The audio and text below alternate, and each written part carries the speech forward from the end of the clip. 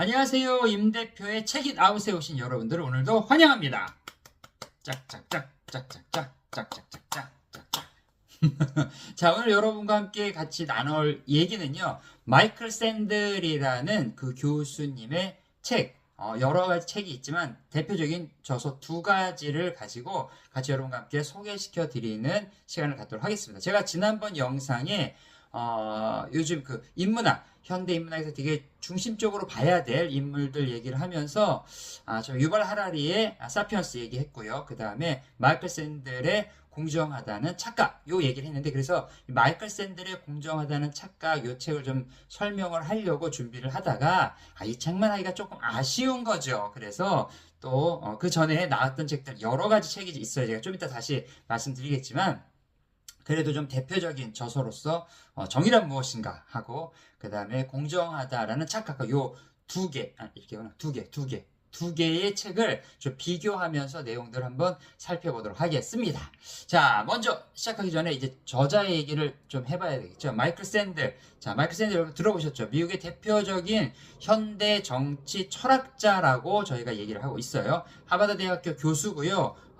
존 롤스의 자유주의적 정의론을 비판해서, 이게 중요합니다, 현대 공동체주의와 공화주의에 이끄는 세계적인 석학입니다. 공동체와 공화정이 너무너무 중요하다. 한 사람이 독재적으로 이끌고 가는 것, 그 다음에 알아서 너희들끼리 해, 이런 것보다는 이게 어느 정도 공동체성을 가지고 공공의 이익을 위해서 움직이는 게 중요하다라고 얘기를 한 사람이라는 거죠. 자, 제가 좀 대충 내용들을 봤더니 프로필 좀 알 필요가 있죠. 53년생이네, 53년생. 그러니까 지금 한국 나이로 하면 63세, 64세, 뭐 미국 출생이고요.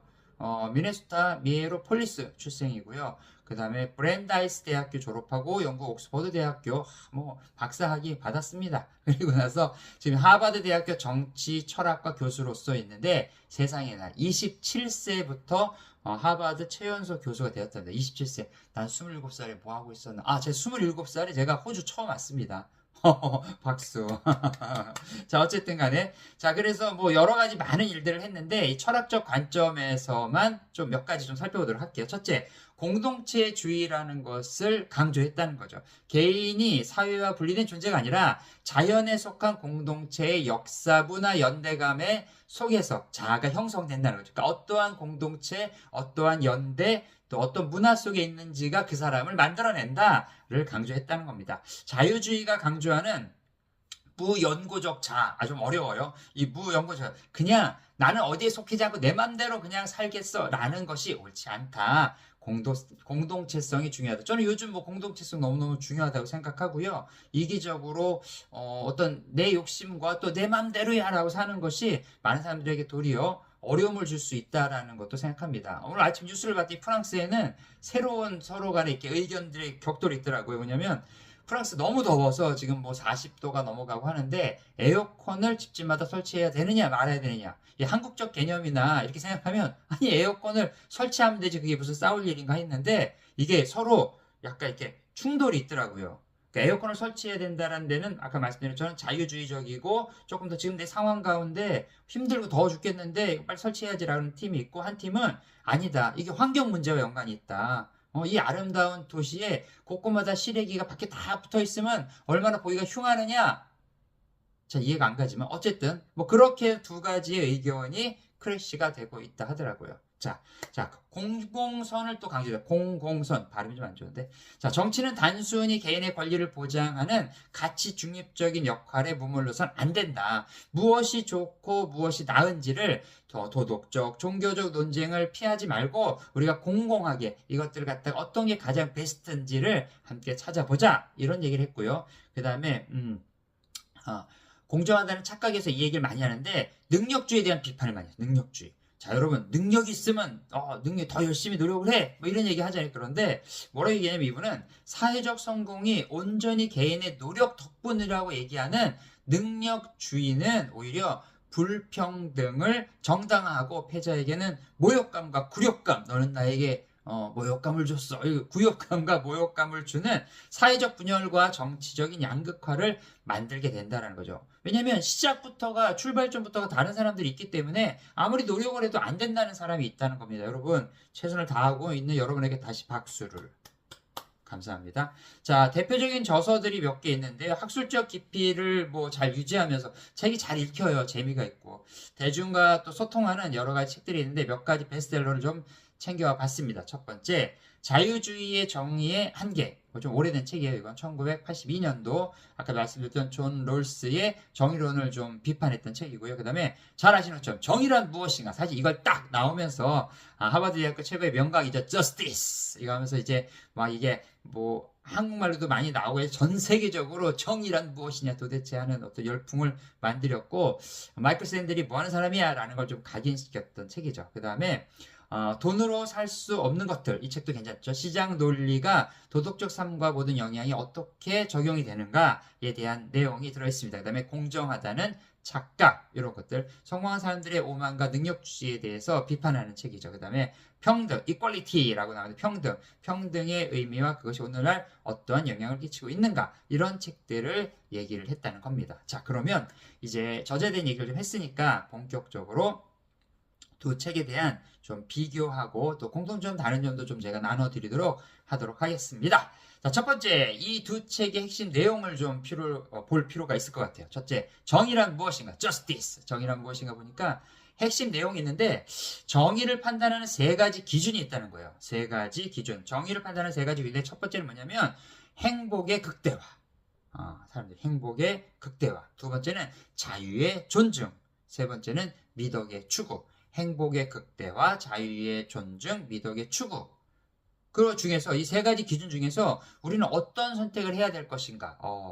자, 여러분 요즘 어떻습니까? 여러분들 그 행복 극대화하기 위해서 내가 내 맘대로, 아니면 나의 자유를 존중해야 돼. 미덕. 이거 좀 애매한데, 자, 어쨌든 이거에 대해서 질문을 던지는 거죠. 질문을 던져야 답을 얻죠. 예, 묻지 않는 자에게는 답을 해주지 마라. 도리어 부담스럽다. 예, 그냥 모르겠어요.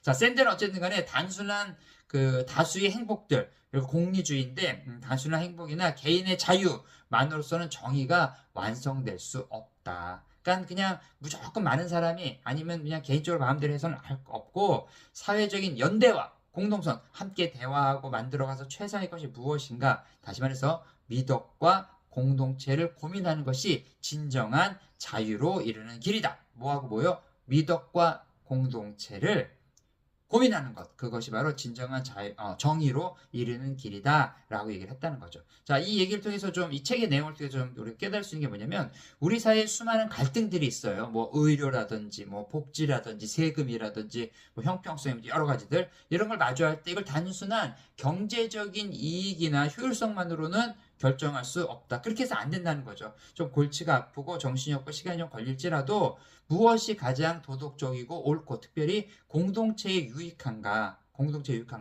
왕정시대에는 왕이 원하면 무조건 하는 거였고, 아까 제가 잠깐 얘기했지만 그런 독재 시대나 그 다음에 그냥 무조건 마음대로 알아서 하십시오라고 하는 너무나 오픈되어 있는 자유주의 시대 말고, 공동체성으로 가장 좋은 것이 무엇인가를 찾아내는 것이 중요하다라는 얘기를 했다는 겁니다. 그래서 이것들을 같이 토론하고 만들어 갑시다 라는 것이 정의란 무엇인가 라는 책에서 얘기하는 핵심 내용이고요. 자, 그럼 두 번째로는 뭐냐면 공정하다는 착각. 아까 말씀드렸던 공정하다는 착각은 뭐냐면, 현대사회가 맹신하는, 아까 말씀드렸어요, 능력주의. 최선을 다해 열심히 하면 오를 수 있어.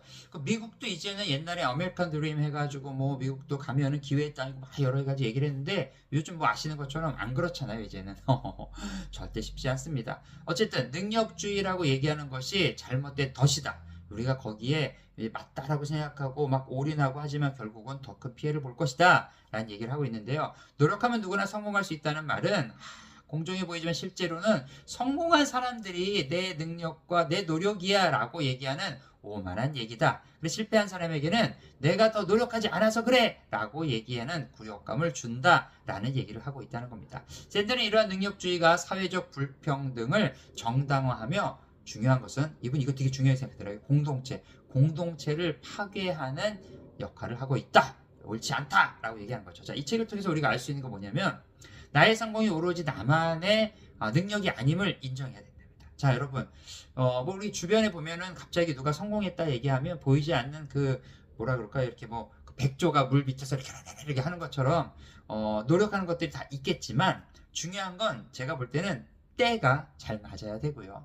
때가 뭐 컴퓨터를 발견하기 전에 전기가 있었기 때문에 가능했겠죠. 또 인터넷 같은 것도 마찬가지고요. 이 때가 너무 중요한 것 같고 그 다음에 또 함께 할 수 있는 연대할 수 있는 주변의 사람들 그 다음에 자기가 가지고 있는 아이디어를 가끔씩 우리 그런 얘기 하잖아요. 너무 앞서간 사람 뭐 이런 얘기 가끔씩 보는데 저는 그래서 누가 성공했다고 얘기하면 그 사람 혼자만의 노력은 절대로 아니라고 생각합니다. 그래서 어떻게 해야 되냐 성공한 사람은 무조건 겸손하라 겸손해라 미덕을 가져라 좋은 가정 환경일 수도 있고 타고난 재능이 시대적인 상황과 잘 맞았을 때 있다. 운이 잘 맞았을 수도 있다라는 거죠. 그래서 사회적 패자들, 사회적으로 소외된 사람들에 대한 연민과 또 이들이 하고 있는 일에 대한 존엄성을 가지고 있어야 한다. 뭐 제가 살고 있는 호주는 그래도 노동자의 나라 그래가지고 뭐 전문직이라고 그러죠. 뭐 한국에서 얘기하면 사자 붙으신 분들 열심히 버시는 분들만큼 또 기술직이라고 얘기하죠. 기술직에서 일하시는 분들도 충분히 그 정도의 삶을